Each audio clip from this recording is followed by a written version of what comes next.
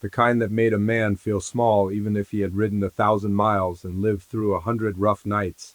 The clouds sat low and heavy, rolling like dark river water turned upside down, and the wind kept changing its mind. Grass bent one way, then another, whispering in long, nervous waves. Out here, a person could vanish without anyone noticing, swallowed by distance, dust, and the quiet that came after hope ran thin. A lone rider moved across that open land as if he were the last thing left that still had a purpose. His horse picked its steps through the tall grass, head down, ears turning to catch the first warning in the air. The man in the saddle kept one hand near the reins and the other loose at his side, not reaching for trouble, not hiding from it either. His hat brim cut a narrow shadow over his face, and the line of his jaw looked like it had been taught to hold steady through bad weather and worse news. Folks in the old west town called him a drifter, but that word never fit right. Drifters wandered without weight. This man carried something heavy, even if no one could see it. He had a name once that mattered to someone, and a place once that felt like more than a dot on a map. Now he rode forgotten trails because the work of living did not end just because a heart got tired.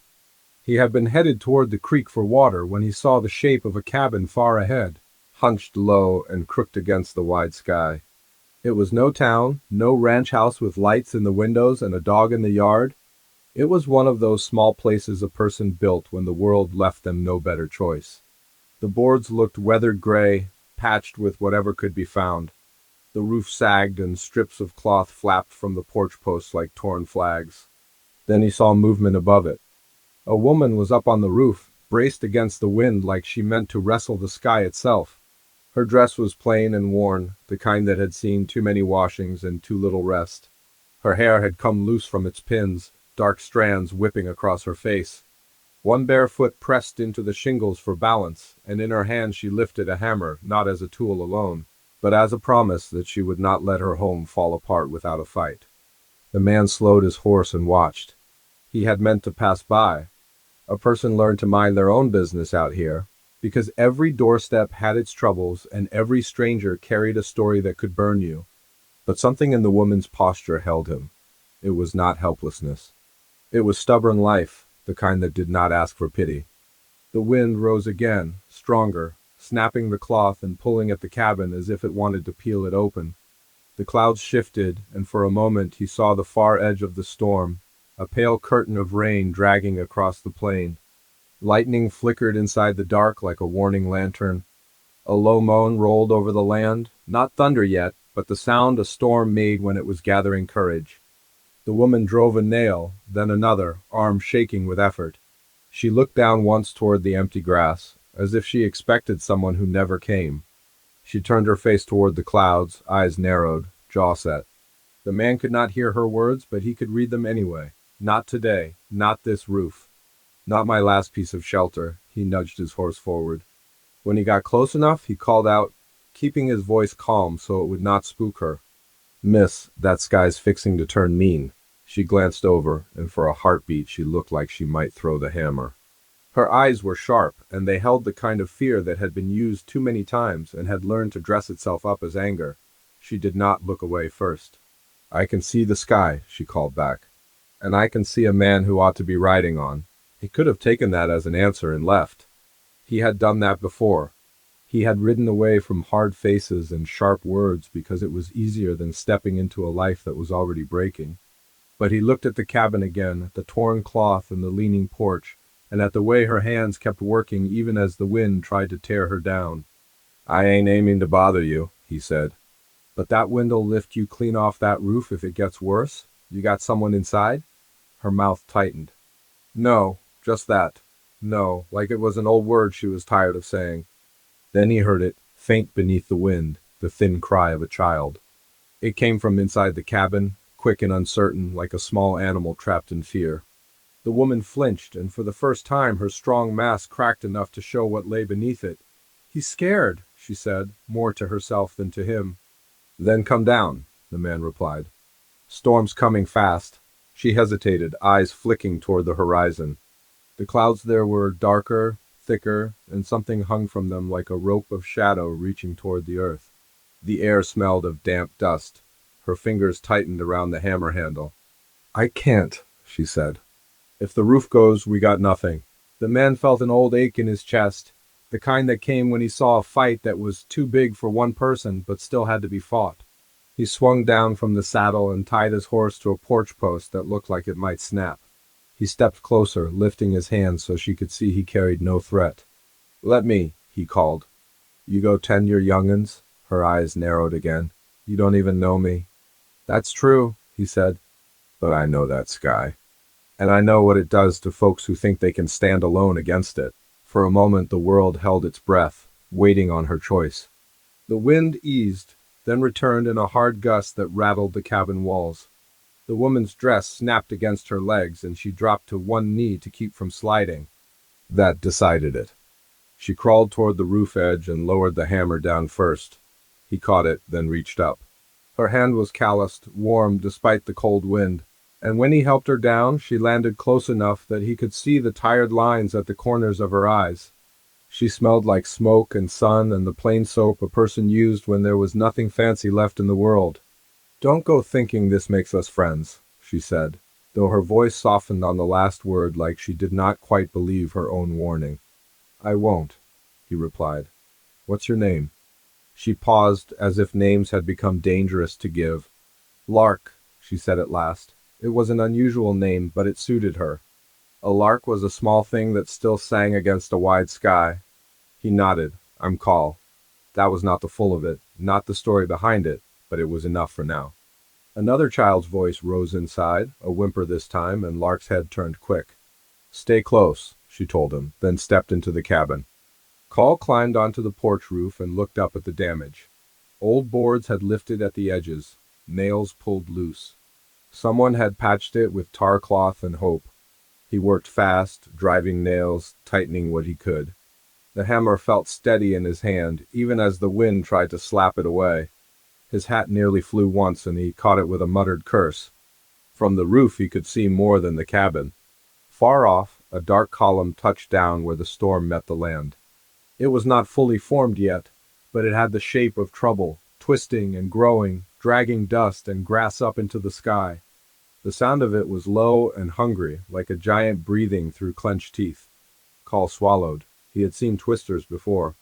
Men talked about them in saloons, like they were tall tailies meant to scare greenhorns. But there was nothing tall-tale about that moving shadow on the plain. He worked harder. Inside the cabin, he heard Lark speaking in a low voice. He caught a few words through the cracks. "Hush now, I'm here. Hold on to your brother." "No, don't look at the window." The words hit him strange. Brother, so there was more than one. He drove another nail and tried not to think about small hands clinging to each other in the dark. A flash of lightning lit the world white for a breath, and thunder followed, closer now. Rain began as scattered drops, then thickened into a hard slant driven sideways. It stung Call's face and soaked his shirt through. The boards under him grew slick. He shifted his weight and kept going, because stopping was not a choice. When he finished the last nail he could reach, he slid down and grabbed the torn cloth hanging from the porch. He wrapped it tighter around a post, knotting it like he had learned tying loads in freight yards long ago. The wind yanked at it, but it held for the moment. He stepped to the cabin door and knocked once, then pushed it open. The inside was dim, smelling of damp wood, old flour, and a fire that had been kept alive with scraps. Two children huddled near the hearth, one small boy with wide eyes and dirty cheeks, and a girl a little older with her arms around him. Their clothes were patched and thin.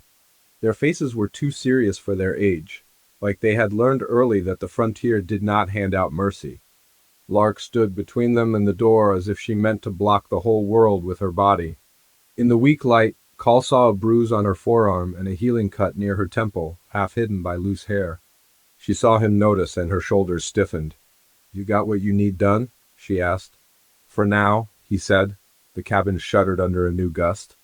The girl squeaked and tightened her hold on the boy. The boy's eyes fixed on Call's hat, and then on the hammer at his side, as if he could not decide if this stranger was a help or a new kind of danger. Call kept his hands visible. "Storm's worse than I thought. That twister's down." Lark's face drained of color. She moved to the window and lifted the curtain just enough to look. The light outside had turned sickly, a strange greenish gray that made everything seem unreal. Lord, she whispered. Call watched her hands tremble for the first time. She lowered the curtain and pressed her palm to the wall as if steadying herself. We ain't got a cellar, she said, voice tight. Then we make do, Call answered. Center of the cabin, low, away from windows. The children looked at their mother, then at him again, and Call felt something in his chest shift. He had not meant to step into this, not meant to be the man standing in someone else's doorway. But the storm did not ask what a man meant to do. It only asked what he would do when the moment came. Lark turned to him, and the strength came back into her eyes, mixed now with a plea she hated to show. Why'd you stop? She asked. Men pass by all the time. They see this place and they look away. Call did not have an easy answer. The truth was tangled. Maybe it was the way she fought the roof like it mattered. Maybe it was the sound of the child crying. Maybe it was that he had been alone so long he forgot what it felt like to be needed, even for something as simple as a nail driven straight. He opened his mouth to speak, but before he could, a new sound rolled over the cabin, louder than thunder, deeper than wind. It was the roar of the twister coming closer, tearing the planes as it moved. The walls trembled, and dust sifted down from the ceiling like pale snow. The boy began to cry, small and broken, and the girl covered his ears. Lark rushed to them, pulling them tight against her, her eyes fixed on the door as if she expected it to fly open and let the sky inside.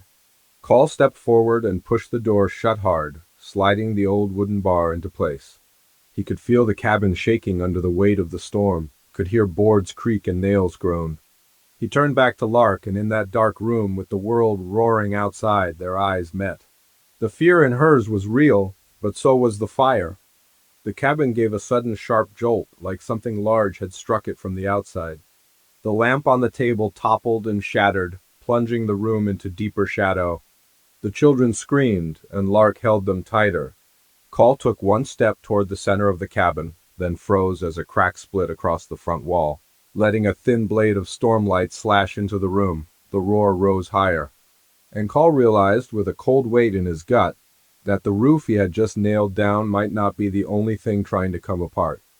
The roar pressed in on the cabin like a living thing, beating against the walls and roof until the boards groaned in protest. Dust filled the air, stinging the eyes and settling on skin like fine grit.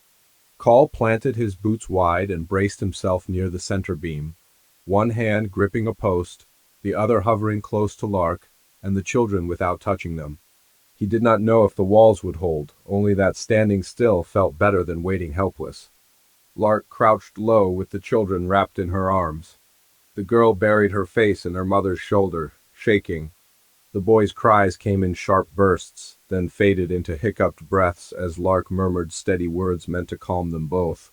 Her voice stayed firm even when fear threatened to break it, and Call noticed how carefully she chose her tone, like a woman used to holding herself together for the sake of others. The cabin shuddered again.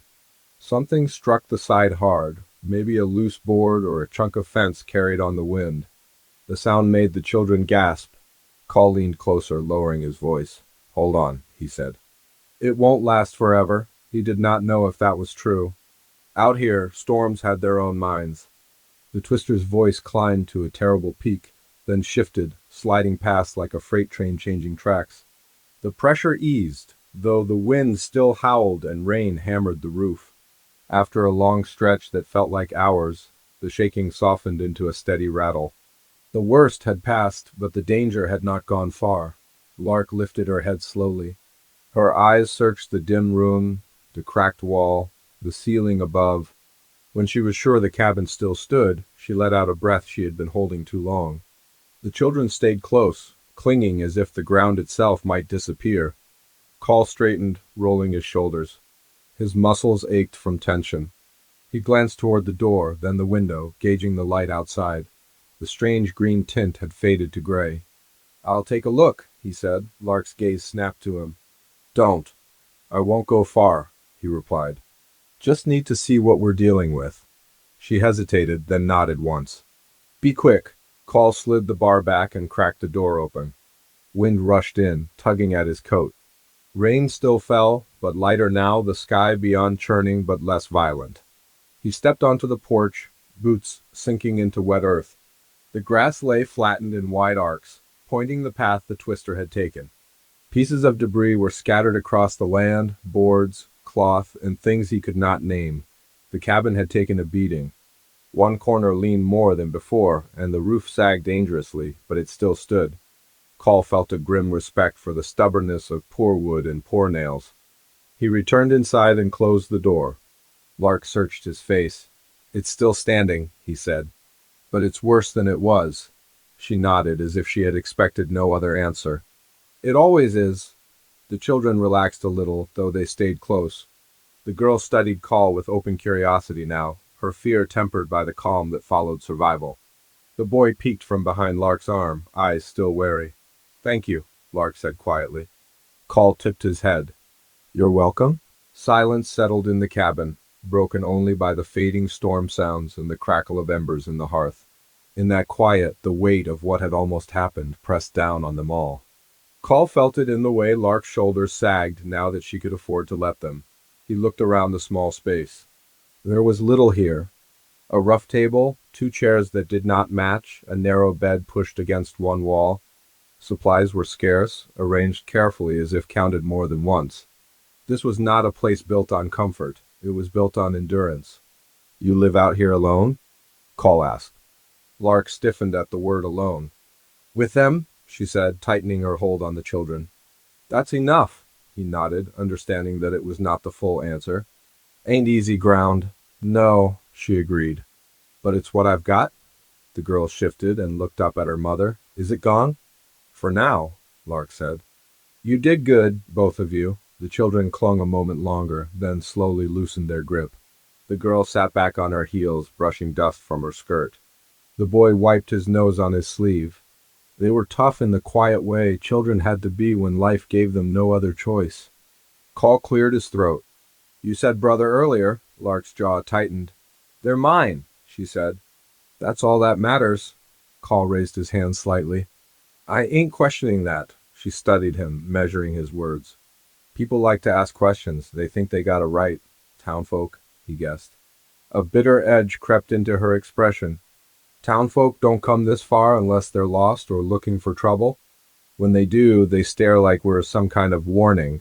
Call thought of the old west town a few miles back, with its false front buildings and eyes always watching.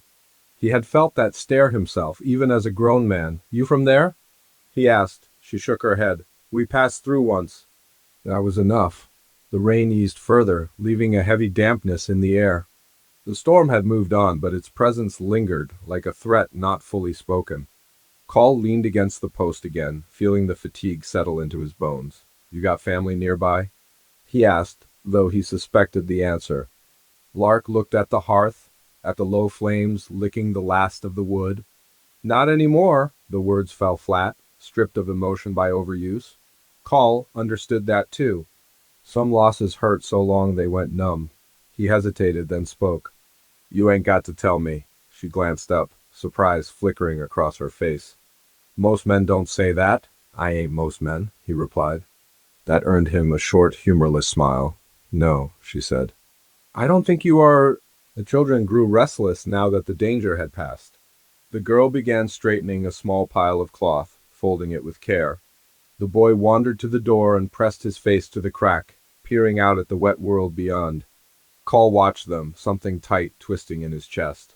He had seen children like this before, raised by hardship instead of ease. He had been one himself once. "You got a name, miss?" The girl asked suddenly, looking at him with open interest. Before Call could answer, Lark spoke. "Mind your manners. It's all right," Call said.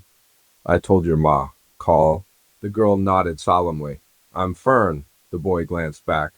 "Ash," he said, barely above a whisper. Call tipped his hat to them both. "Good to meet you." They studied him as if committing his face to memory, then went back to their small tasks. Lark watched the exchange, something like worry in her eyes. "You shouldn't get them used to you," she said softly. Call met her gaze. "I ain't planning to stay." The lie tasted thin even as he said it. He did not know what he planned. He only knew the road outside felt less certain than it had an hour ago.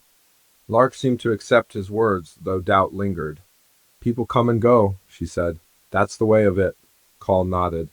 I know. He moved toward the window, careful of the cracked wall. Outside, the land lay battered but alive. Clouds still churned, but light began to seep through in pale bands. The twister had spared the cabin by chance or mercy, but next time might not be so kind. You can't stay here long, Call said. Lark's back stiffened. We've stayed this long, and it nearly took you, he replied, not unkindly. Another storm like that, and this place won't hold. She turned on him, anger flashing. You think I don't know that? You think I haven't counted the boards and mails and days? I think you're doing the best you can, Call said. But best ain't always enough. Silence stretched between them, thick with unspoken things. Lark looked away first, jaw working. This land was my husband's, she said finally. He chose it. Said it was far enough from town, far enough from trouble. Call felt the weight of the word husband settle in the room. Was. She nodded. He went west one winter and didn't come back. Folks said the trail was bad. Snow, hunger, maybe worse. Out here there's always worse. I'm sorry, Call said. She gave a small shrug. Sorry don't bring a man home. No, he agreed. Fern glanced up. Pa said the land would keep us safe. Lark swallowed. Your pa believed a lot of things. The girl felt quiet, absorbing that in her careful way. Call felt like an intruder now, standing amid a grief that was not his to share. Yet he could not shake the sense that their stories had brushed too close to his own. He had lost people too, to distance, to time, to choices he could not undo. He had learned the land did not care about promises. You didn't ask about me, he said, half to change the air. Lark looked at him. You said you were a drifter. That's what folks call it, he replied. I had a place once, ranch south of here. Dried up after a run of bad seasons. My brother took sick. I buried him under a cottonwood and rode out. She studied his face, seeing the truth in the lines there. You didn't stay? There wasn't anything left to stay for, he said. The words echoed in the small cabin, heavy with meaning. Lark looked away, understanding too much. The rain slowed to a mist. Outside, a bird called, tentative, testing the air after chaos. Life, stubborn as ever, pushed forward. Call straightened. I should get moving before dark. Lark's eyes flicked to the sky, then back to him. Road'll be rough. I've ridden worse. She hesitated, then spoke. You could stay till morning. Let the ground settle. The offer hung between them, fragile. Call felt the pull of it, the warmth of shelter and company after too many nights alone. But he also felt the weight of what staying might mean. I don't want to be trouble, he said. Lark met his gaze, steady. Trouble finds us whether we invite it or not. The children looked between them, sensing something important without understanding it. Fern clutched Ash's hand. Another distant rumble rolled across the plain, not thunder this time, but something deeper, like the land itself shifting. Call glanced toward the door. Storm might circle back, he said. Lark nodded slowly. It always does. They stood there, 4 souls bound by chance and weather, each carrying scars the storm could not wash away. Outside, the light faded as evening crept in, and with it came the quiet threat of what the night might bring. The evening light slipped low and thin across the plains, turning the wet grass into dull copper. The storm clouds broke apart in places, but the sky still held a bruised look, like it might remember its anger and return.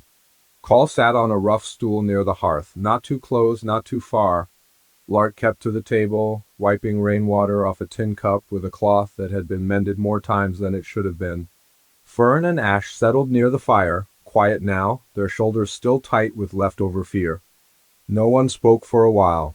The silence was not empty. It was crowded with thoughts nobody wanted to lay out where the others could see them.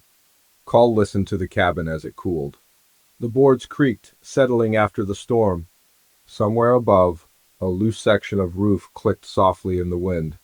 He kept thinking of how it had shuddered when the twister passed, how close that cracked wall had come to giving in. He had lived in places that shook and groaned before. But this was different because there were children here, and a woman who had been standing alone against the sky like she was made of iron. Lark set the cup down and finally spoke, voice careful. You can take the bed. Call looked up. No, it's the only bed, she said flatly, as if stating a fact ended all argument. I'll sleep on the floor, he replied. Her eyes narrowed. Pride's a poor blanket. It ain't pride, he said. Just sense. You and the young'uns need it more. Lark's mouth tightened like she wanted to argue further, but Fern shifted closer to Ash, and Lark's gaze softened. She turned away, taking a pot from the shelf. There's stew, thin, but warm. Call stood. Let me help. She paused, then shook her head. I don't need help stirring a pot. I wasn't thinking of stirring, he said. I was thinking of hauling water, splitting wood, patching that roof before night swallows us. Her shoulders tensed. And why would you do that? Call answered honestly. Because if I leave you like this, I'll be thinking on it every mile. Lark's hand stilled on the pot. She did not look at him right away. When she did, the hard edge in her eyes was mixed with something else, something close to fear. Men don't do things without wanting something, she said. Call nodded slowly. You've had men take more than they gave. The words fell between them like a stone dropped in a shallow well. Fern looked up, startled, then dropped her gaze to the floor. Ash went still, watching his mother. Lark's face hardened, but her voice stayed low. I've had men make promises, she said, then leave when the promise got heavy. Call held her gaze. I ain't here with promises. That's worse, she whispered. Because promises are at least something a body can hold in their hands for a while. Call had no answer for that. He turned toward the door. I'm going to check the roof anyway, he said. If you want me gone after, you can tell me so. He stepped outside before she could reply. The air smelled of wet earth and torn grass.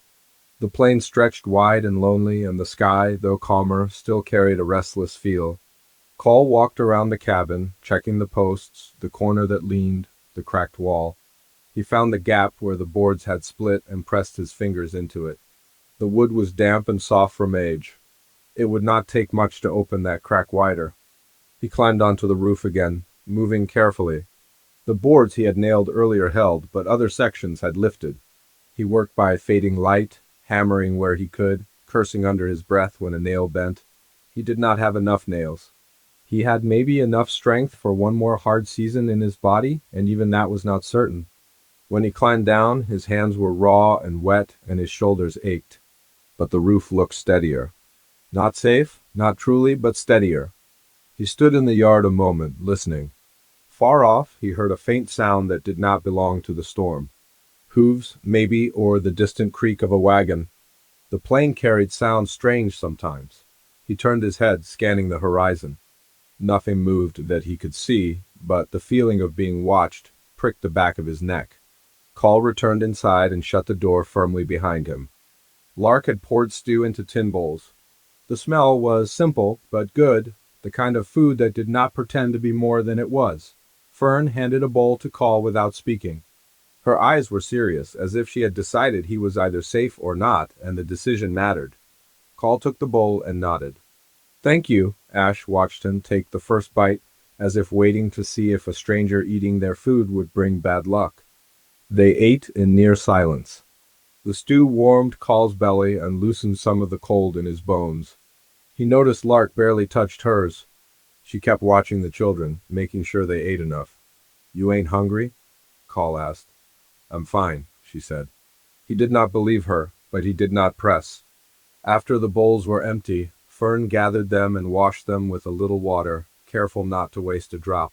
Lark moved to the hearth and added a small piece of wood, making the fire last without burning too bright. She kept glancing at the window, toward the dimming land outside. Call sat back on the stool. You expect someone? Lark's hands froze. No, but her voice was too quick. Call studied her, then the children.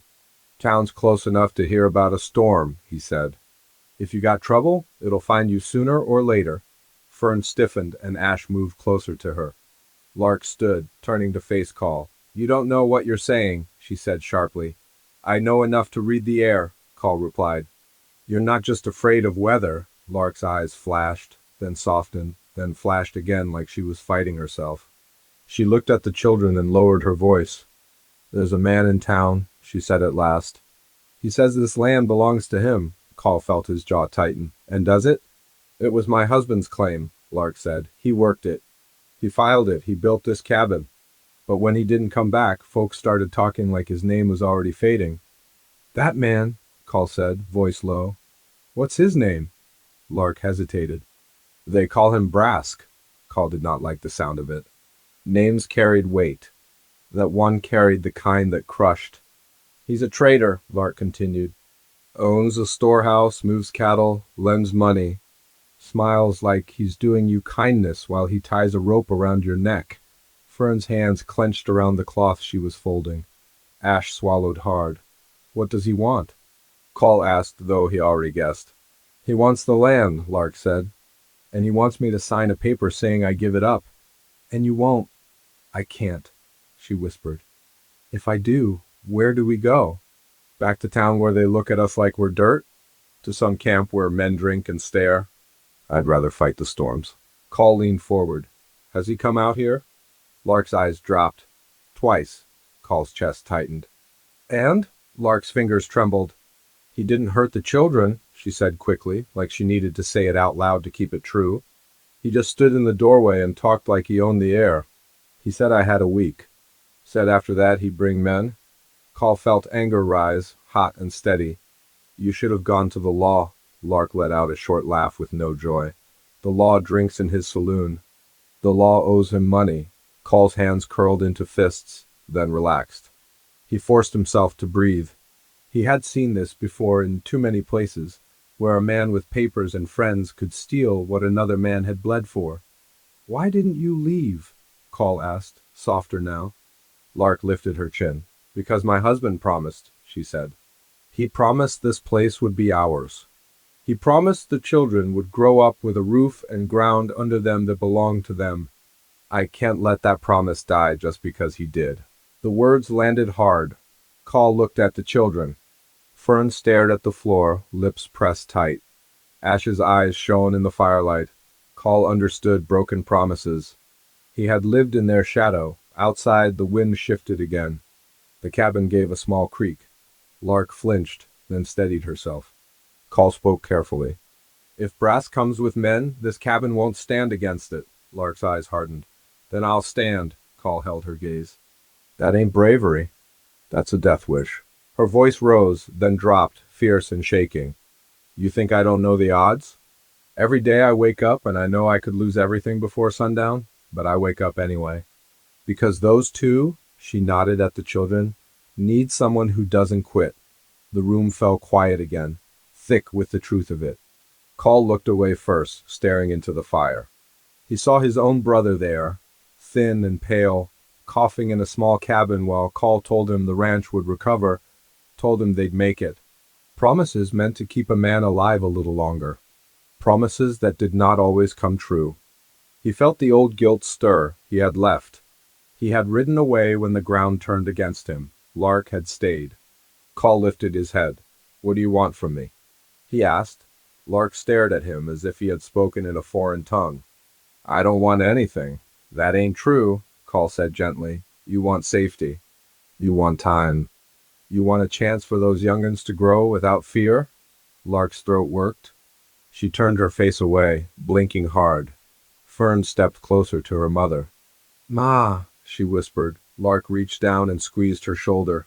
I'm here, she murmured. Call watched that small touch, the way it steadied Fern. He felt a pull in his chest, so sharp it nearly hurt. He had forgotten what it looked like, a family holding itself together with nothing but will. The night deepened. The fire burned low. Call could feel sleep tugging at him, but his mind stayed alert, turning over what Lark had said. Brask? A week. Men? Call stood. I'll sleep near the door, he said. If someone comes, I'll hear it.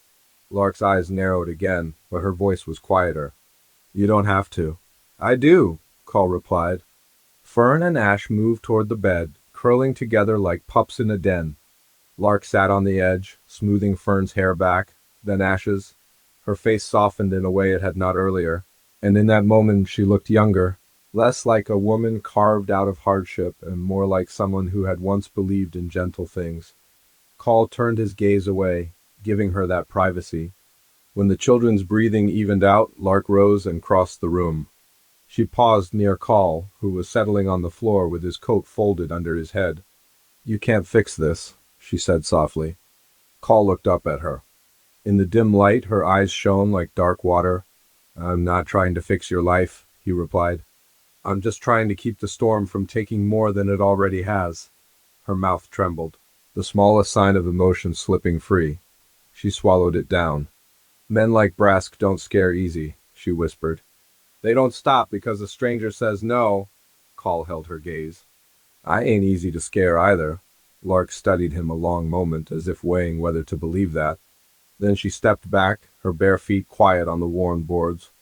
Call lay there, listening to the cabin breathe, the wind outside, the children's soft sounds and sleep. He felt the distance of the planes pressing in, but also felt something else, a closeness he had not allowed himself in a long time. Love was not a word he dared to think. Not yet, but he could feel the shape of it somewhere in the dark, fragile as a flame in a storm. Hours passed, or maybe minutes. Time moved strange in the night. Then Call heard it. A faint creak outside, not the settling of boards, not the groan of wind, the sound of leather, the soft snort of a horse. His eyes snapped open. He rose silently, hand closing around the hammer. Lark was already sitting up on the bed, awake like she had never truly slept. Their eyes met across the dim room. She whispered, barely moving her lips. Brask? Call did not answer. He moved toward the door, each step careful, keeping his breath quiet. Outside, another sound, low voices carried by the damp air. Call pressed his ear to the wood. A man chuckled softly, close enough to make Call's skin go cold. Still standing, the voice said. Stubborn woman, Call's grip tightened on the hammer. Behind him, Lark's whisper trembled. Don't, Call did not turn. He stared at the bar across the door, knowing how easy it would be for men to break it if they wanted. The voice outside continued, calm as if this was all a game. Open up, Lark, it said. You got company tonight. Call's heart pounded, but his body stayed still.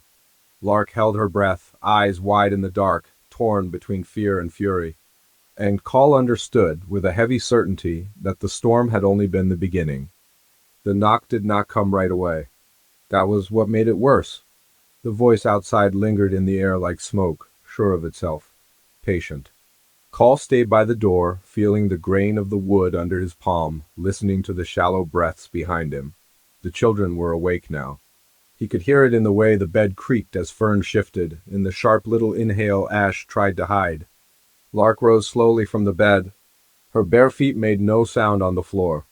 She moved to the children first, crouching beside them, one hand on each small shoulder. Her face was pale, but her eyes burned steady. Stay quiet, she whispered. No matter what, Fern nodded, lips pressed tight.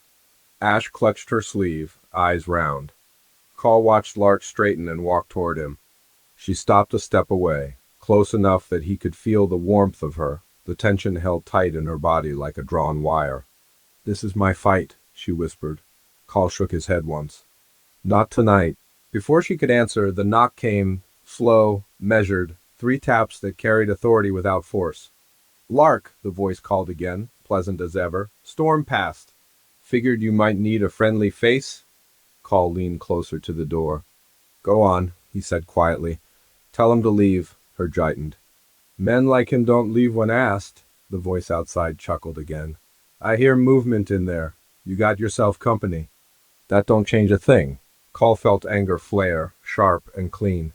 He slid the bar free and opened the door just enough to step outside, keeping his body between the opening and the room beyond.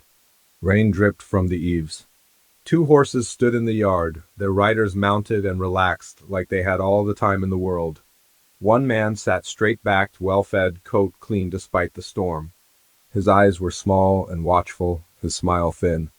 The other leaned in his saddle, older, harder, eyes flat. The smiling man tipped his hat. Evening. Didn't know Lark was entertaining? Call met his gaze. You got business here? The man's eyes flicked over Call, measuring him like a tool. That depends. You kin?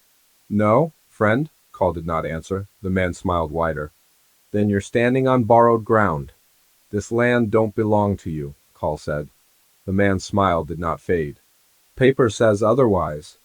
I brought it if you'd like a look. Lark's voice came from the doorway behind Call, steady but tight. I told you I won't sign. The man turned his horse slightly, looking past Call at her. I was hoping you'd reconsider. Storms have a way of changing minds. Call shifted his weight, planting his boots firm in the mud. You're done here, the older rider spat into the grass. Hear that, Brask? Stranger thinks he runs things. Brask lifted a hand, silencing him. Easy, no need to rush. His gaze stayed on Call.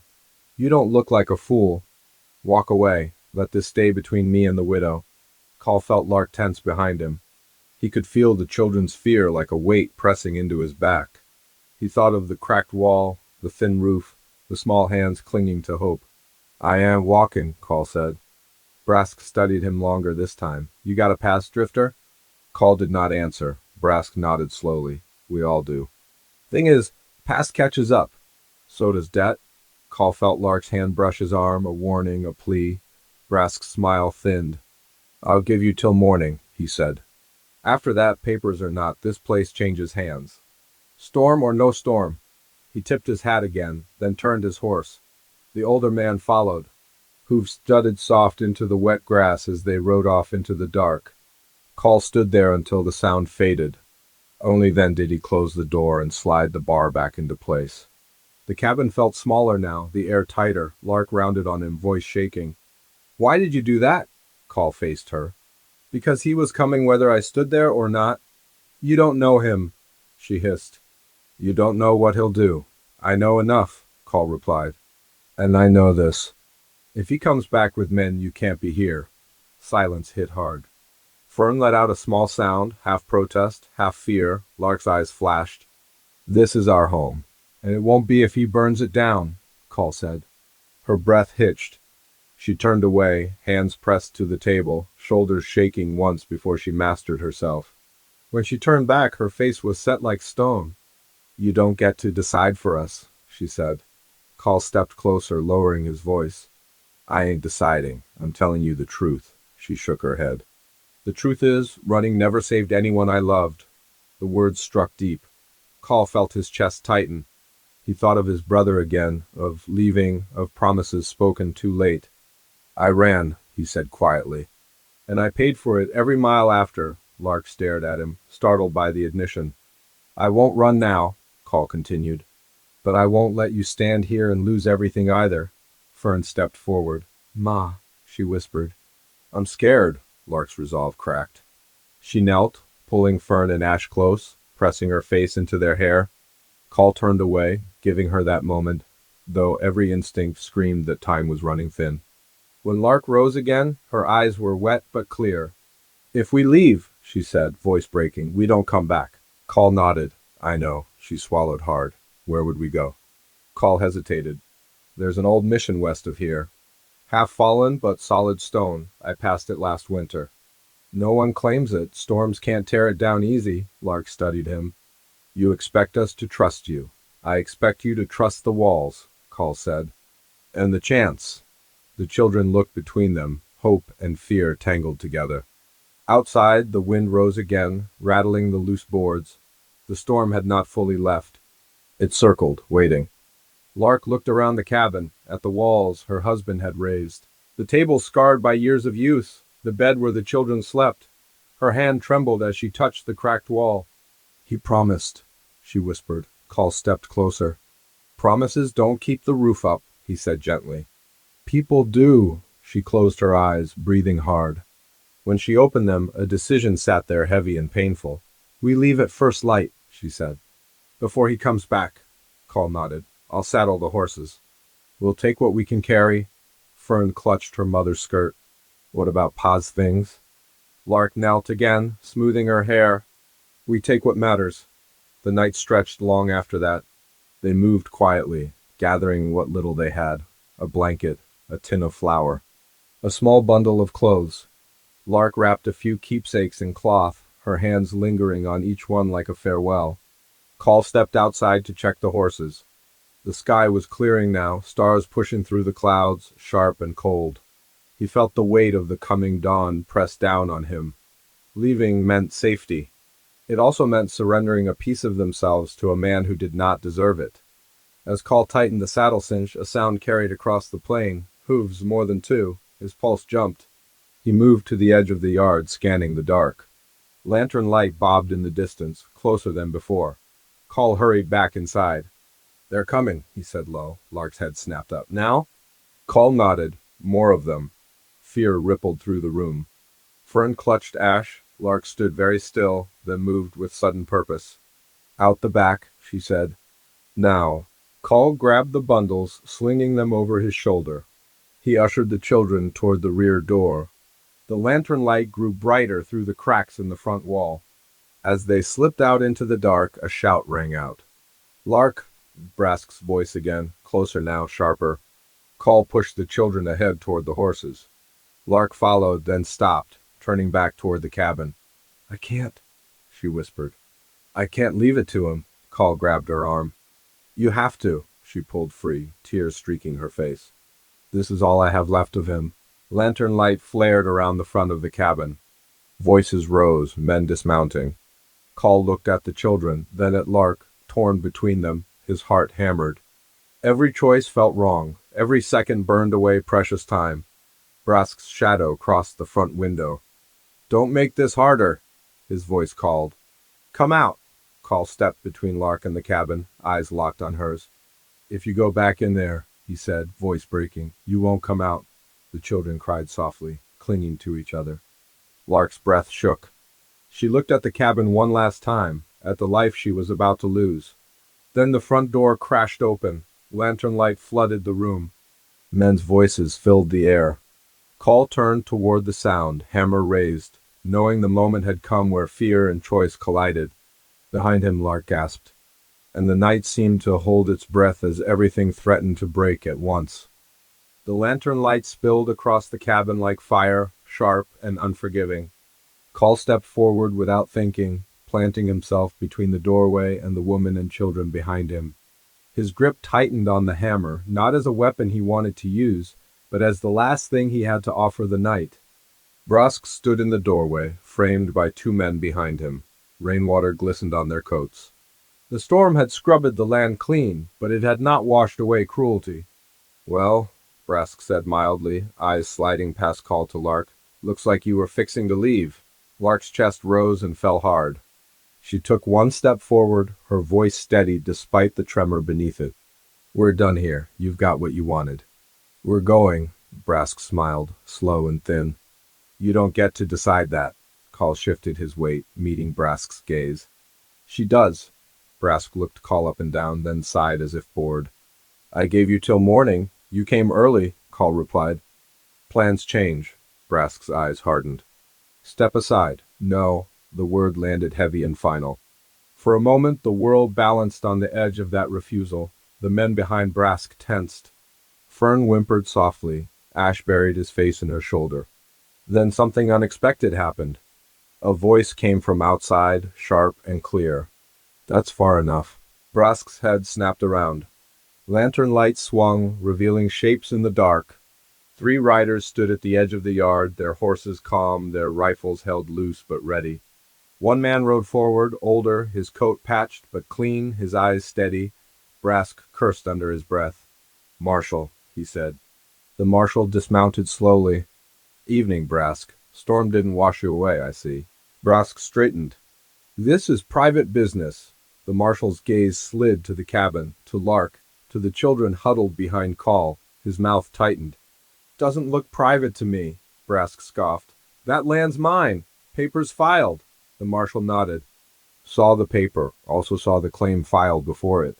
Name on it didn't disappear just because the man did. Brask's smile faltered. That man's dead. Maybe, the marshal said. Maybe not. No body, no proof. And even if he is, his wife's got rights. Brask's jaw worked. You've been drinking in my saloon for years, and I've been watching you, the marshal replied. Tonight you pushed too far. The older man behind Brask shifted. This ain't worth it. Brask glanced at his men, then back at the marshal. His eyes flicked to Call, cold and measuring. You think this changes anything? The marshal stepped closer. It changes tonight. And tomorrow we'll sort the rest proper. Silence stretched. Brask's face hardened, then smoothed. He tipped his hat toward Lark, mock polite. Enjoy your victory, he said. They don't last long out here. He turned and strode away. His men followed. The lantern light retreated into the dark. The tension drained from the cabin all at once. Fern let out a sob she had been holding too long. Ash clung to her, shaking. Lark sank onto the bench, strength finally leaving her. Call turned toward her, his hammer slipping from his hand to the floor with a dull thud. The marshal stepped inside, removing his hat. You all right? Lark nodded, tears streaming freely now. Yes, thanks to him. She looked at Call. The marshal studied Call, then nodded once.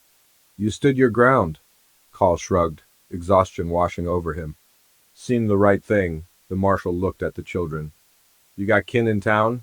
Lark shook her head. No. Then you'll come stay near the mission, the marshal said. It's safer ground. I'll see to it Brass keeps his distance. Lark hesitated, then nodded slowly. Thank you. The marshal left them then, his riders fading into the night. The cabin felt quiet in a new way, emptied of threat. Call helped Lark steady herself. His hand lingered on her arm, gentle, unsure. You didn't have to do that, she said softly. Yes, he replied. I did. Dawn came slow and pale. They did not sleep much. When the first light crept over the plains, Call saddled the horses while Lark wrapped the last of their belongings. She stood in the doorway a long moment, looking back at the cabin. Call waited, not rushing her. She turned away at last. The ride west was quiet. The land rolled gentle now, washed clean, the air cool and fresh. The mission rose from the earth like a promise kept, stone walls worn but strong. They settled there slowly, carefully, like people afraid to believe in safety. Days passed. Then weeks. The marshal kept his word. Brask did not return. Word drifted through the plains that his papers were questioned, his dealings watched. He faded into the background like a bad dream losing its hold. Call stayed. At first, he told himself it was temporary. A roof needed fixing, a fence needed mending. Then Fern laughed at something he said, bright and sudden, and Ash followed him everywhere with questions. Lark watched him work, trust growing in her eyes like new grass after rain. One evening, as the sun sank low, Lark joined Call outside the mission wall. The plain stretched wide and calm. I never thank you properly, she said. Call looked at her. You don't owe me anything. I know, she replied. That's why it matters. They stood in silence, the kind that felt full instead of empty. I was afraid, Lark said quietly. Afraid to hope again, Call nodded. So was I, she met his gaze. What happens now? Call took a breath. We keep going. One day at a time. She smiled then, small but real. I think I'd like that. The wind moved through the grass, soft and steady. The land no longer felt like an enemy. It felt like something that could be lived with. That night the mission held warmth and quiet laughter. Fern slept easy. Ash dreamed without fear. Lark sat by the fire, Call beside her, their shoulders touching, no words needed. Outside, the stars burned clear and bright. The old West did not give peace freely. It had to be earned, fought for, held onto with both hands. But sometimes, if a person stayed long enough and stood firm enough, it gave back something rare.